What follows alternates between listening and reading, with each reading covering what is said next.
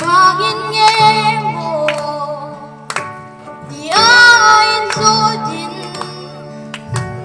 Sana ka day lâu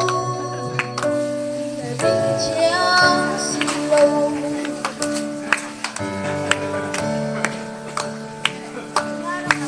Kachinurin siya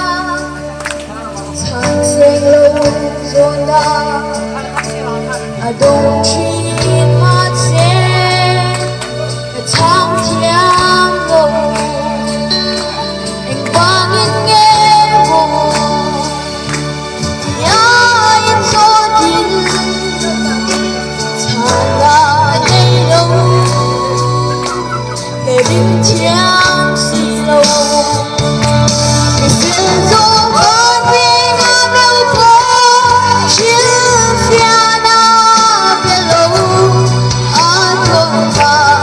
thân dễ xia đi lâu Mà chỉ hay rô xia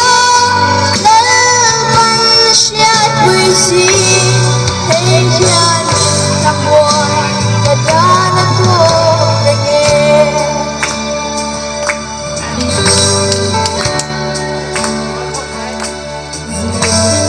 hâu khá gà đi lạc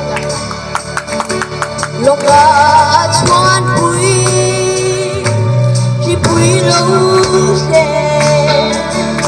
anh hay lâu hay chỉ là ta nhẹ mà sẽ anh gì ngã xóa nhẹ nhẹ người sẽ dỗ bán thế na béo bó chiếc phía na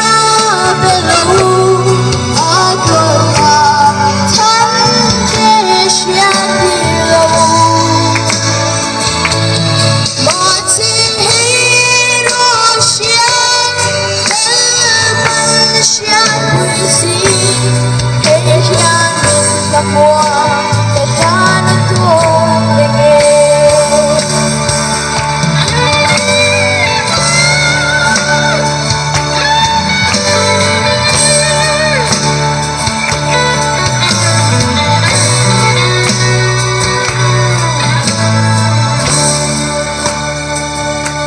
Mình buồn thu anh nhớ nè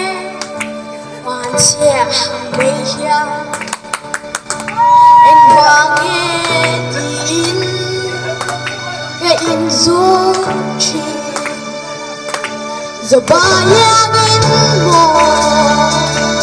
Lấy ba ta dô lô